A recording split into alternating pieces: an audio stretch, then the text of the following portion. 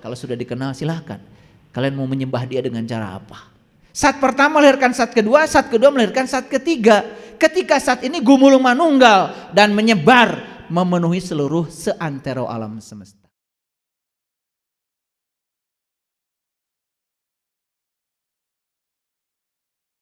Jadi kalau kita lihat hadis qudsi ini, ya. Jadi Allah itu menciptakan manusia cuma satu tujuannya kok. Allah ingin dikenal. Sampai di hadis qudsi menggunakan kata wa ahbabtu an u'rifa. Habib, ahbab itu rindu. Wa ahbabtu an u'rifa, aku rindu untuk dikenal. Jadi Allah tuh ingin dikenal sebetulnya. Jadi Allah menciptakan tubuh kita tuh hanya ingin dikenal. Kalau sudah dikenal silahkan. Kalian mau menyembah dia dengan cara apa? Itu ekspresi dari rasa syukurmu. Lucu kalian tuh, kenal juga enggak. Udah nyembah-nyembah. Lalu yang disembah jadi pikiran dan perasaanmu sendiri. Tapi GR-nya luar biasa. Ya. Habis sholat, walaupun mikir kemana-mana, bilangnya nyembah Allah. Padahal di Quran dikatakan aqimis sholata li zikri. Disebut menyembah Allah kalau selama sholat kau mengingat Allah. Kan jelas ayatnya fa'budni wa aqimis sholata li zikri. Sembahlah aku dan dirikanlah sholat untuk mengingat aku. Dikatakan menyembah Allah kalau selama sholat mengingatnya. Lah, yang kamu ingat piring berantakan, cicilan. Tapi habis sholat ngakunya nyembah Allah. Untung aja Allah tuh maha diam, tidak comel. Walaupun kita ngaku begitu, Allah tuh diam aja. Padahal kata Allah, dalam hatinya Allah, dalam hati Allah, kata Allah, kamu sepanjang sholat ngurusi urusanmu, ngakunya nyembah aku, kamu kenal aku juga tidak. Maka Nabi Muhammad kan mi'raj dulu baru sholat. Sunnahnya begitu, jumpa dulu baru nyembah. Kita nyembah terus, gak mau jumpa. Akibatnya yang kita sembah hanya persepsi kita sendiri. Jadi hasilnya seperti apa? Ya hasilnya kayak gitu. Giliran marah tetap marah, giliran bohong tetap bohong. Betul? Giliran ada hak orang lain yang bisa diambil karena orang lain nggak tahu, diambil juga. Itu tidak waslat, itu nggak sholat. Karena kalau orang sudah sholat, sudah manunggal, sudah waslat. Karena kita gagal berwudu.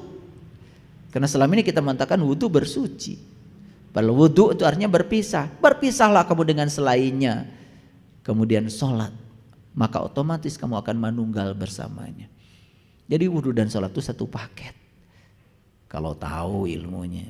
Nah, gimana caranya berpisah dengan yang selain Allah? Karena kita selama ini cuma menjalankan wudu secara syar'i saja. Itu pun tidak mengubah kesadaran.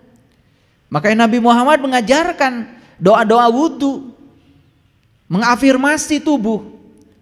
Ketika beliau mengambil air, disedot ke hidung, beliau mengajarkan doa kan, ya Allah, masukkanlah bau surga ke dalam hidungku.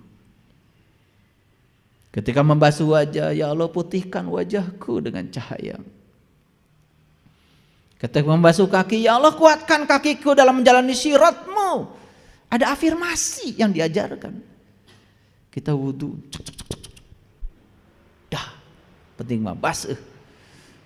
Betul nggak? Tidak ada kesadaran yang ditumbuhkan. Nah, kalau ingin belajar itu nanti ada episode khusus ya. Ada di kita ada namanya workshop khusus pelatihan sholat khusyuk. Saya tadi pagi dapat WA dari sahabat-sahabat yang udah ikut pelatihan sholat khusyuk. Ya Allah, betapa nikmatnya. Bahkan setelah selesai sholat pun tetap sholat. Akibatnya sholat itu tidak dibatasi oleh ruang dan waktu. Itu yang dikatakan di Quran, walladzina hum ala sholawatihim yuhafidun. Sholatnya sudah tingkatan sholawat, terhubung terus, yuhafidun, terpelihara. Kalau sudah terhubung terus dengan Allah, terpelihara, tidak ada rasa takut, tidak ada rasa cemas. Itulah yang dikatakan di Quran, ya ayyuhallazina amanu wa tatmainu qulubuhum bi zikrillah. Ala bi zikrillah tatmainul qulub. Hanya dengan mengingat Allah kolbumu menjadi tentram. Kapan kolbu kita bisa mengingat Allah? Kalau sudah terbuka, karena gak mungkin bisa mengingat kalau tidak menyaksikan. Syarat untuk mengingat harus tahu yang diingat. Makanya semua perintah mengingat Allah selalu diawali dengan haji. Coba lihat di Quran surat Al-Baqarah 198. Fa iza afadtum min Arafah fazkurullah. Apabila kamu sudah menyelesaikan babak Arafahmu, ingatlah Allah. Kan Arafah itu tempat wukuf, puncaknya haji. Jadi haji itu perjalanan menuju Baitullah untuk apa? Berjumpa dengan Allah. Diulangi di ayat lain, fa idza qadaitum manasikakum fazkurullah. Semua perintah mengingat Allah diawali dengan perintah haji. Jadi artinya haji dulu baru bisa ingat kepada Allah. Nah, makanya haji ada dua, ada yang syar'i, kita pergi ke sana itu juga wajib bagi umat Islam. Ada yang hakiki. Kita menerjemahkan semua simbol-simbol haji di sana untuk melakukan perjalanan ke dalam diri. Baru ketemu hakikatnya, baru ketemu syariatnya, simetri. Baru itu ada dampaknya. Maaf ya, kalau cuma muter 7 putaran di Ka'bah, gak tahu apa hakikat balik angka 7. Yang di Ka'bah muter 7 putaran sudah selesai, tapi yang 7 di sini gak pernah diurus. Nih perhatikan, sumber penderitaan dan sumber kebahagiaan manusia itu cuma yang 7. 1, 2, 3, 4, 5, 6, 7. Ini sumber kebahagiaan, ini juga sumber penderitaan. Harusnya kalau sudah muter di sana, sa'i 7 kali bolak-balik Safa dan Marwah, melempar batu dengan melempar jumroh dengan 7 batu. Harusnya raksa bina yang 7. Tawaf di sini selanjutnya. Tawaf di sana kan cuma beberapa menit saja. Tawaf di sini setiap hari. Tawaf di sini. Udah bisa tawaf di sini. Kalau udah bisa tawaf di sini udah keren. Banyak yang baru bisa tawaf di sono doang. Di sini nggak bisa tawaf. Padahal Allah bilang, aku lebih dekat daripada urat nadi leher. Kalau tawafnya di sini bisa membuktikan ayat bahwa Allah lebih dekat daripada urat leher. Bisa. Itulah pentingnya berguru pada yang tahu. Lanjut dulu. Itu sebabnya saking ingin dikenal, maka Allah itu turun dari martabat yang paling tinggi ke martabat kedua, martabat ketiga, terus sampai martabat yang ketujuh. Makanya semua leluhur kita kalau mengajarkan makrifat pasti mengajarkan 7 martabat alam. Jadi kalau kita belajar kepada Raden Ronggowarsito dalam kitab Serat Wirid Hidayat Jati, itu jelas ya di situ dijelaskan tentang 7 martabat alam. Jadi martabat yang pertama namanya alamul ahadiyah. Martabat zat yang bersifat la ta'ayun. La ta'ayun artinya disebut juga martabat sepi, karena zat bersifat mutlak tidak dapat dikenal oleh siapapun. Tidak dapat dikenal oleh siapapun. Ini yang disebut dengan martabat alamul ahadiyah. Makanya kemudian dia turun ke martabat yang kedua yang disebut dengan alamul wahdah. Disebut pula hakikat Muhammad. Jadi Muhammad itu artinya terpuji. Makanya kita mengenal dalam terminologi Sirur Asror karya Syekh Abdul Qadir Jalili bab 1 itu diceritakan tentang asal mualaf penciptaan alam. Jadi sebelum Allah menciptakan alam semesta yang luar biasa ini, yang pertama beliau ciptakan adalah Nur Muhammad. Nur Muhammad itu cahaya terpuji, ya dia juga. Makanya ada Nurullah, Nur Muhammad, Nur Insan, diikat semuanya, itu disebut ruh. Makanya ruh dengan jiwa beda. Ruh itu bahasa Arabnya ruh, kalau jiwa bahasa Arabnya nafs, diri. Nah, yang harus bersaksi bukan ruh, tetapi nafs diri yang disebut dengan nur insan. Makanya turun dari martabat alamul ahadiyah ke alamul wahdah. Ini adalah permulaan ta'ayun yang disebut dengan sifat nyata. Suatu kesatuan yang belum memiliki pemisah antara satu dengan yang lainnya. Di sini belum ada perbedaan antara ilmu, alim, dan maklum. Ibarat biji belum ada pemisah antara akar, batang, dan daun. Masih satu kesatuan. Pernah lihat biji? Pernah lihat biji? Biji jagung, biji kedelai, biji. Lihat akar di situ? Belum. Tapi ada nggak akar di situ? Ada. Ada nggak bibit akar di situ? Ada. Lihat daun di situ? Nggak lihat. Tapi ada nggak bibit daun di situ? Ada di situ dahan? Nggak ada. Ada nggak bibit dahan? Nah, kira-kira ini analogi yang kurang tepat sebetulnya. Tetapi daripada sulit, udah saya gambarkan saja. Yang disebut dengan alam kedua itu seperti itulah. Seperti biji, sebetulnya ada akarnya, ada daunnya, tetapi belum kelihatan. Karena belum kelihatan kan belum bisa mengenalkan diri kalau saya akar, belum mengenalkan diri kalau saya daun, belum mengenalkan diri kalau saya pohon, belum bisa mengenalkan diri. Makanya itu saja belum bisa dikenal. Turun lagi ke martabat yang ketiga yang disebut dengan alamul wahidiyah. Itu yang disebut dengan hakikat manusia.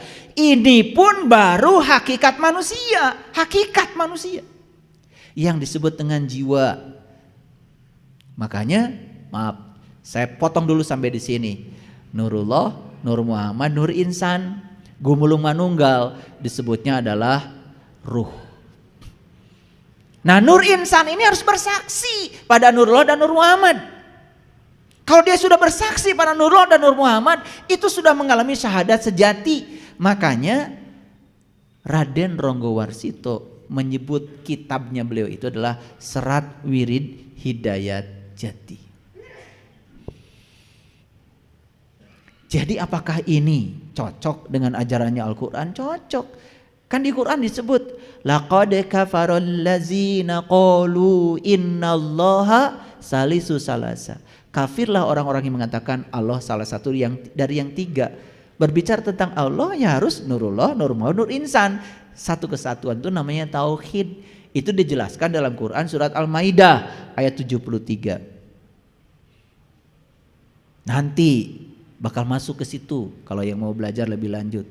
Ini baru brainstormingnya. Jadi ini bukan kajian, bukan santapan ruhani, ini bukan. Ini baru kajian untuk mengantarkan kita supaya kita bisa santapan ruhani. Santapan ruhani belum. Kalau ngaji dengan saya jangan GR. Tadi saya ikut santapan ruhani luar biasa. Apa? Ini baru santapan pikiran. Sebab pikiranmu mikir itu aja.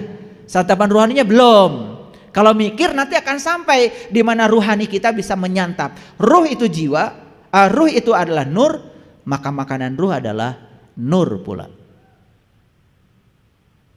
Makanya mohon maaf, saya menyitir bahasa Injil yang sangat simpel. Allah adalah roh adanya. Dan menyembah Allah harus dengan roh pula. Ya, kalau dalam bahasa Islam kan Allahu nurus samawati wal ard masalu nurihi kamishkatin fiha misbah al misbahu fi jujaja ajujajatu ka'annaha kaukab duriyu yuqadu min sajarati mubarakah zaitunatil la sarkiyah wala gorbiyah walau lam tamsasun nar nurun ala nurin. Harus ketemu dengan nur ala nurin. Harus ketemu misbah. Harus ketemu lampu dalam diri kita. Harus ketemu dengan kaukab, bintang yang berkilauan. Harus ketemu. Kalau sudah ketemu baru caang baranang.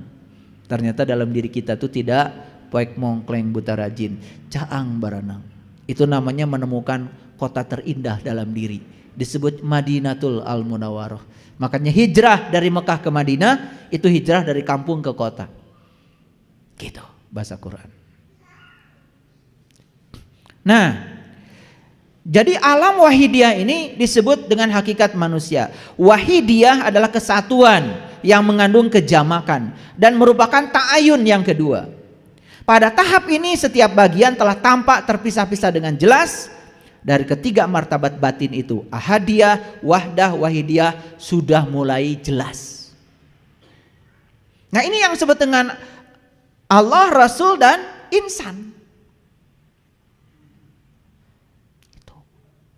Makanya harus taat pada Allah dan Rasulnya.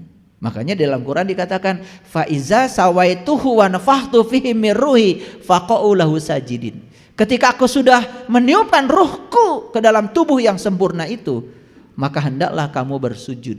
Jadi sujud dalam terminologi hakikat bukan sekedar membungkukkan badan, tapi sujud itu adalah jiwa selalu taat kepada sang pembimbing dalam dirinya, yaitu Allah dan Rasul yang sejati dalam dirinya. Nah, hadirin, kalau jiwa kita sudah manunggal dengan Allah dan Rasulnya, sudah bisa mendengar, berkomunikasi dalam diri, mual salah. Mual salah. Da salah mah asalna tina pikiran. Pikiran yang tidak tercahayakan oleh ilahi. Maka disebut pikiran gelap. Pikiran gelap itu yang disebut dengan ego. Ego disebut diri palsu. Jadi diri palsu itu adalah pikiran yang gelap. Itu yang suka yuwaswisu, yang suka ngaharewos, suka mencelakakan kita. Itu yang sering kita turuti. Nah, karena sang jiwa masih terpisah dengan Allah dan Rasul yang sejatinya dalam diri. Makanya Rasul sejati itu ada di sini. Sifatnya 4, sidik, amanah, fatonah, balagoh. Aya di dia nyampak. Dari orang mah hayo we diajar sifat Rasul 4. Sidik, amanah, fatonah, balagoh. Sah Rasul tuh Nabi Muhammad. Iya, Nabi Muhammad punya sifat 4 itu. Tapi 4 sifat itu dititipkan juga padamu. Coba kalau bohong, ada yang negur dari dalam? Coba kalau bodoh, langsung bilang, aduh bodoh gue. Suka begitu? Iya, karena fatonahnya ada di sini.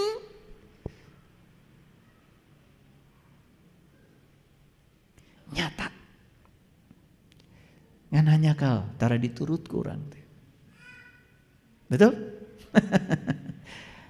Ya, insya Allah. Ya.